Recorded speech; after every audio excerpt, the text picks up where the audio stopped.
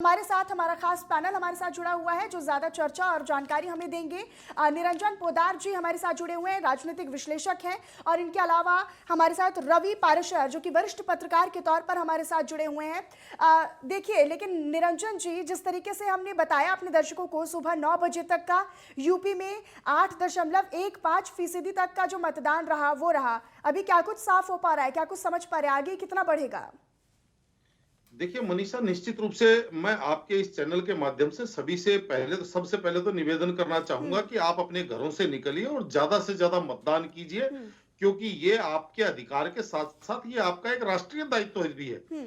और अब जो आपने सवाल किया, मैं उसका जवाब देना चाहता हूं। मनीषा देखिए, आज जैसे आपको पता ही है रविवार है, हम्म। और जितने शहरी क्षेत्र होते हैं वहां पे आज की थोड़ी सी लोगों की दिनचर्या हम्म। सुबह लेट उठने की होती है, और उसके बाद में आदमी ये सोचता है कि जैसे आज ऑफिस वगैरह बंद है या आज लोगों के प्रतिष्ठान आज अगर हम्म। बंद रहते हैं तो वो आदमी सोचता है चल यार आराम से वोट डाल देंगे। हम्म। तो मेरे हिसाब से शाम आपने अभी देखा होगा, पहले चरण और दूसरे चरण के अंदर जैसे एक एवरेज वोटिंग हुई थी 60 से 65% जी। के बीच में। तो मेरा अनुमान है ये है कि भाई ये जो आप इस बार जो तीसरे चरण की सीटें हैं इनके अंदर निश्चित रूप से 65% से ऊपर मतदान रहना चाहिए। हम्म। और निश्चित रूप से शाम होते होते आपके पास ये आंकड़ा आ जाएगा, हम्म। मेरा ऐसा अनुमान है। हम्म। ठीक।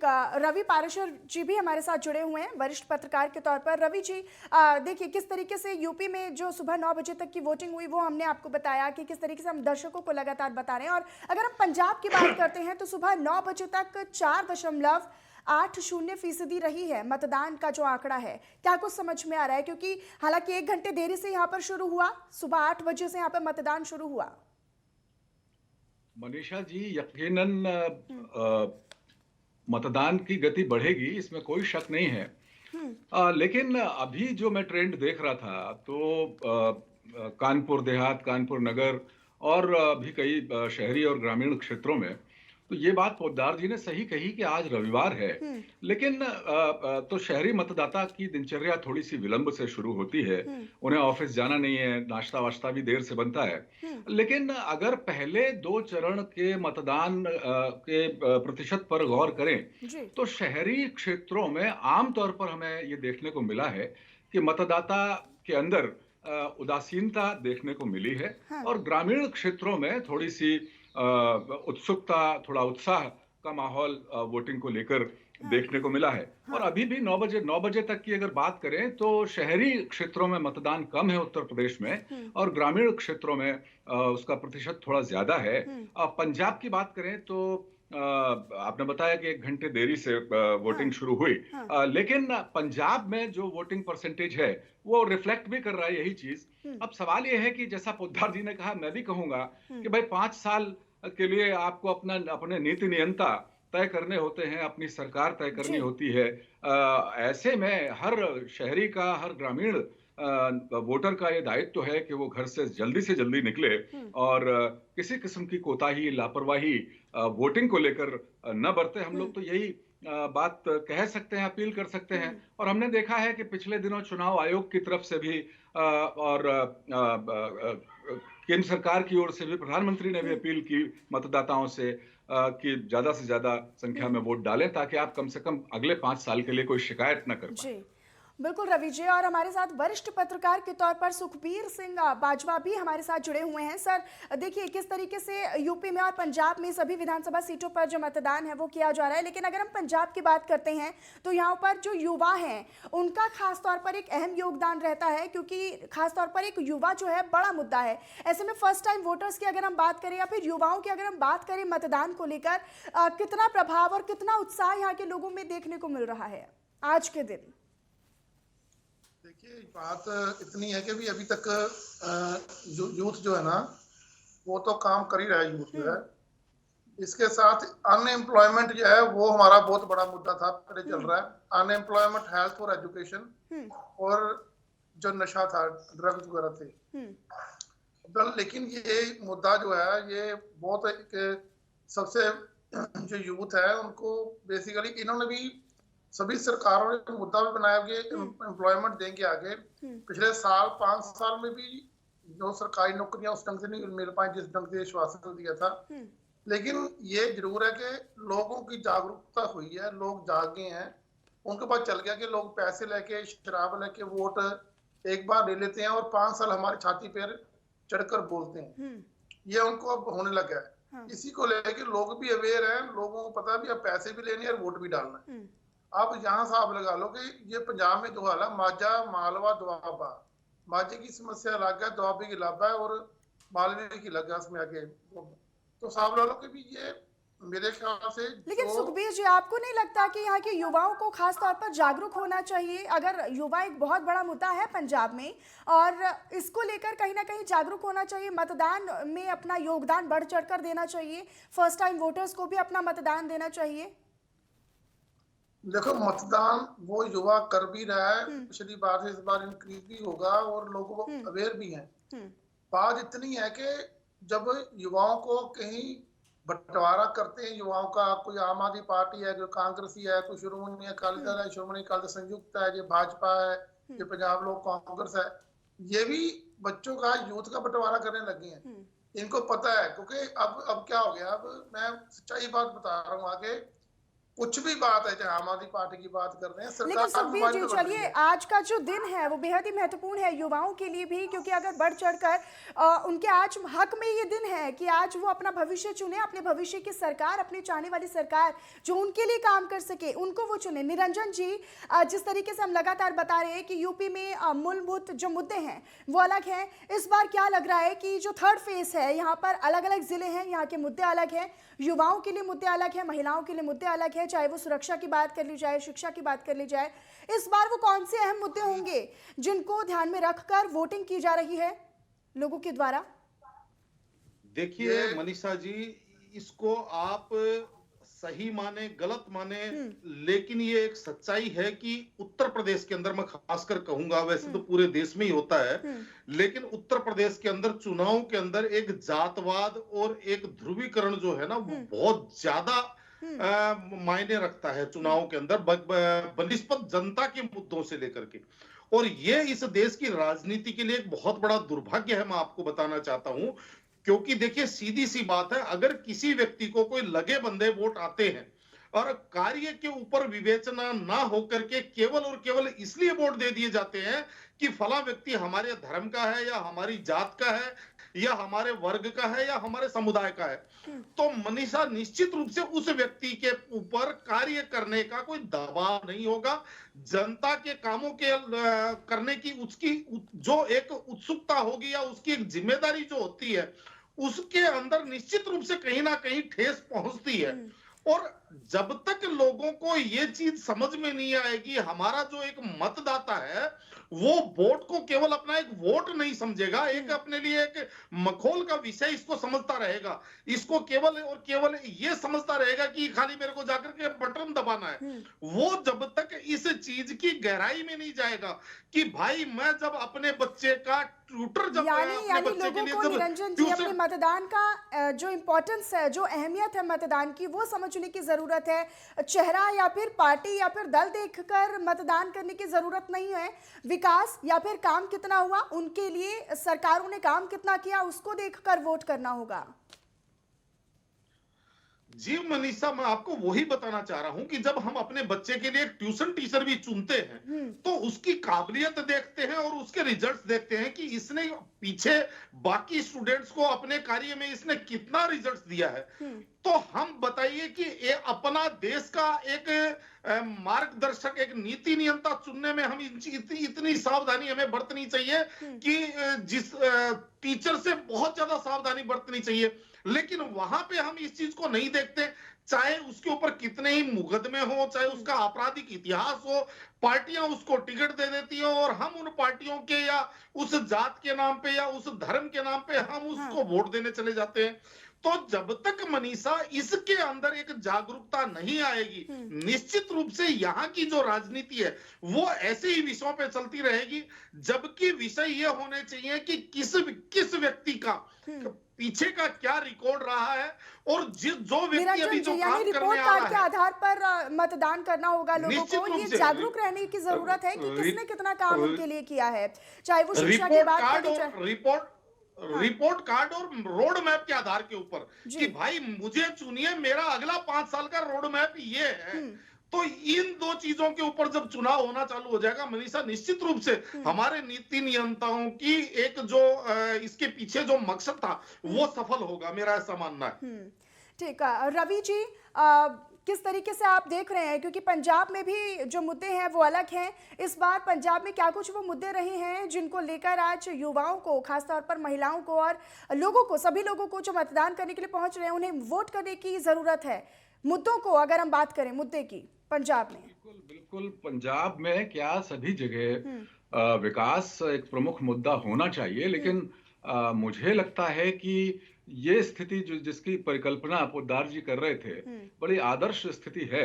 लेकिन अभी हाल फिलहाल मुझे लगता है कि राजनीति में जितनी एक गिरावट आई है, हल्कापन आया है, उस हिसाब से तो ये आदर्श स्थिति आने में अभी कई दशक लगेंगे। लेकिन निराश मैं नहीं हूं, क्योंकि जिस तरह से हम देख रहे हैं कि नोटा का जो नोटा यानी एक नया प्रावधान जो चुनाव आयोग ने किया कि भाई अगर आपको कोई उम्मीदवार पसंद नहीं आ रहा है तो आप एक नोटा का बटन है वो दबा दीजिए।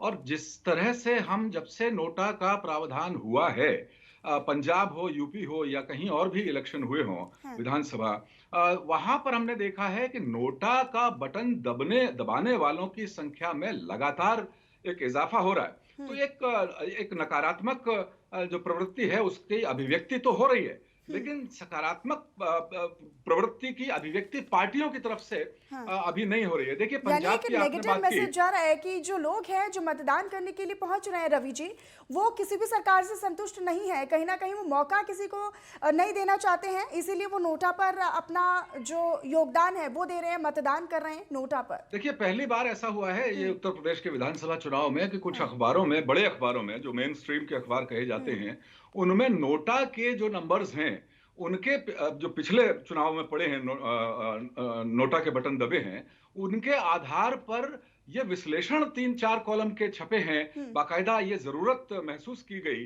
कि नोटा, बहुत सारी सीटें ऐसी हैं जहां कांटे का मुकाबला है, यूपी की बात करें चाहे पंजाब की बात करें, अगर वहां पर नोटा, जाति फैक्टर शायद डिसाइसिव ना हो, नोटा का बटन वहां डिसाइसिव हो सकता है अगर नोटा पे ज्यादा वोट पड़ते हैं। देखिए पंजाब की जहां तक आपने बात की, पंजाब में इस बार आजादी के बाद पहली बार राजनीतिक परिदृश्य, भू परिदृश्य जो है वो बिल्कुल बदला हुआ है। पंजाब में इस चुनाव से पहले तक जितने भी चुनाव हुए हैं वो डुअल कॉन्स्टिट्यूएंसी यानी भारतीय जनता पार्टी और शिरोमणि अकाली दल और कांग्रेस के बीच मुकाबला होता था। पिछले चुनाव में जरूर हमने देखा कि आम आदमी पार्टी का थोड़ा सा अभ्युदय हुआ, लेकिन इस बार आम आदमी पार्टी का जोर तो है ही, साथ ही साथ किसानों का अपना संयुक्त मोर्चा लड़ रहा है, जो पहले या तो कांग्रेस को समर्थन देता था या भारतीय जनता पार्टी और शिरोमणि अकाली गठबंधन को समर्थन देता था। कैप्टन अमरिंदर सिंह जो 2019 के लोकसभा चुनाव में बहुत प्रभावी क्षत्र तो हमारे साबित हुए साथ वरिष्ठ पत्रकार लगातार हमारे साथ जुड़े हुए हैं। सुखबीर सिंह जी, किस तरीके से, अगर मैं आपकी तरफ आना चाहूँ और ये जानना चाहूँ कि पंजाब में क्या कुछ व्यवस्थाएं हैं पोलिंग बूथ को लेकर, किस तरीके से वहां पर लोग पहुंच रही हैं और क्या कुछ व्यवस्था है, क्योंकि चुनाव आयोग ने ये इस बार बढ़ चढ़कर जो नई चीजें हैं वो भी लागू की हैं, जैसे कि अगर हम पिंक बूथ की बात कर लें, सेल्फी पॉइंट्स की बात कर लें, इनका कितना प्रभाव पंजाब के लोगों में देखने को मिल रहा है मतदान के दौरान?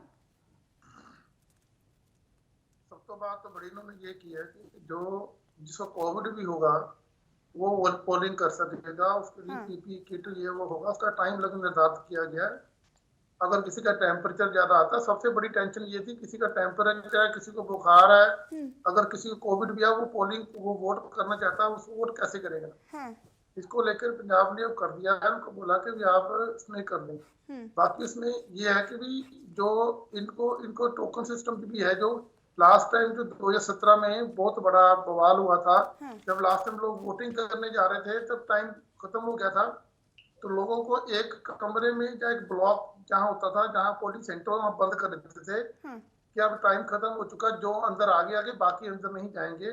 लेकिन इन्होंने ऐसा नहीं किया, अभी टोकन सिस्टम कर लिया। जो टोकन सिस्टम होगा वो होगा भी जितने बंदे आए उनको पकड़ा दिया, वो जब मर्जी वोट डाले, मतलब आगे आधे घंटे जब मर्जी ठीक है, सोचती है ये थोड़ा सा यानी ये जो पूरी चीजें हैं तरीके से कोविड गाइडलाइंस का भी ध्यान रखा जा रहा है और जिनको कोरोना है या फिर जो पॉजिटिव पाए जा रहे हैं उनके लिए भी अलग से व्यवस्था है। निरंजन जी, अगर यूपी की बात करें, यहाँ पर जो थर्ड फेज में मतदान किया जा रहा है, लोग भारी संख्या में पहुंच रहे होंगे अब तो, और जैसे जैसे दिन बढ़ेगा, जैसे जैसे समय बढ़ेगा, वैसे वैसे लोगों की जो संख्या है मतदान केंद्र पर वो भी पहुंचेगी। ऐसे में कोविड गाइडलाइंस का भी पालन करना सुनिश्चित किया जाएगा। चुनाव आयोग ने भी साफ कर दिया है कि अगर कोई पॉजिटिव पाया जाता है उसके लिए अलग से व्यवस्था होगी।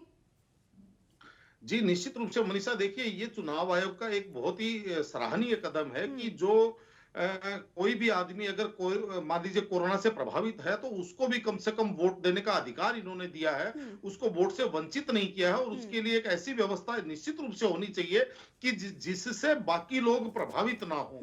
ये तो आपकी बात का जवाब हुआ। अभी जैसे मेरे जो विद्वान साथी पराशर जी जो कह रहे थे, देखिए निश्चित रूप से नोटा आज की तारीख में चुनाव आयोग ने लागू कर दिया, लेकिन मनीषा मैं इस चीज को कहना चाहूंगा कि ये नोटा के ऊपर जो भी वोट दिया जाता है या नोटा का बटन जितना दबाया जाता है, मेरे हिसाब से वो केवल और केवल व्यर्थ है, क्योंकि नोटा को अभी दांत नहीं दिया गया है। हाँ। ये दंत विहीन वोट बटन है, क्योंकि इससे कोई प्रभाव नहीं पड़ता। इससे मेरे हिसाब से केवल वोट की बर्बादी होती है। हाँ। देखिए नोटा जब तक इसको प्रभावशाली नहीं बनाया जाएगा, प्रभावशाली का मतलब कि जीते हुए कैंडिडेट से ज्यादा, यानी कि सबसे ज्यादा वोट अगर नोटा को मिले तो वहां का चुनाव निरस्त किया जाए। मेरा ऐसा मानना है कि निरंजन जी, आपको रोकना चाहूंगी तो बनी रहिएगा हमारे साथ, लौटूंगी आपके पास। तो इस वक्त बड़ी खबर आ रही है, वो आपको बता दें। चुनाव से जुड़ी इस वक्त की बड़ी खबर, झांसी और कन्नौज में एक एक पोलिंग बूथ पर ईवीएम खराब पाई गई है। झांसी के गरौठा विधानसभा में ईवीएम खराब होने की खबर मिल रही है। गरौठा के मोठ में बूथ संख्या 140 पर ईवीएम खराब है। कन्नौज के मदारीपुर बूथ नंबर 94 पर भी ईवीएम खराब होने की जानकारी मिल रही है। और ईवीएम खराब होने से अभी तक जो मतदान है वो यहाँ पर शुरू नहीं किया गया है। इस वक्त की बड़ी खबर, इलेक्शन ब्रेकिंग आपको बता रहे हैं, चुनाव से जुड़ी बड़ी खबर। झांसी में और यहाँ के गरौठा के मोठ में बूथ संख्या 140 पर ईवीएम खराब होने की जानकारी मिल रही है। कन्नौज में भी बूथ नंबर 94 पर ईवीएम खराब होने की जानकारी मिल रही है। यहाँ पर अभी तक मतदान जो है वो शुरू नहीं हो सका है।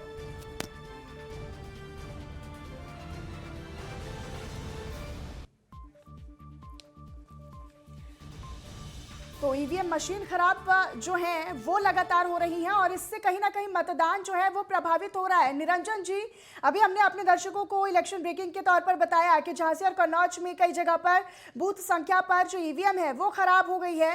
कितना प्रभाव इस परिस्थिति में पड़ता है मतदान पर, क्योंकि अभी तक तो यहाँ पर मतदान शुरू ही नहीं हुआ।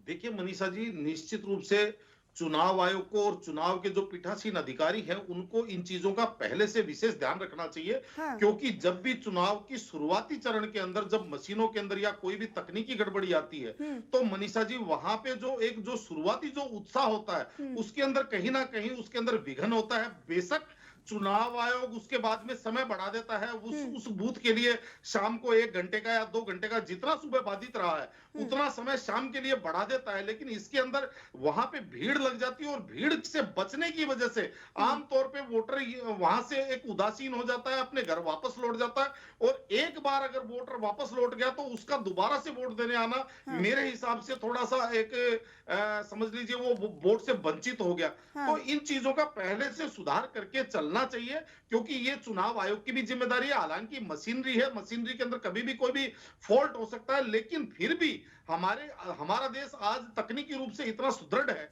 तो इन चीजों का निश्चित रूप से इन तकनीकी चीजों को ऊपर पहले से विचार करके और पहले से इनकी प्रैक्टिस करके और इनको सुधार करके रखना चाहिए ताकि इसमें कोई बाधा ना आए, मेरा ऐसा मानना है।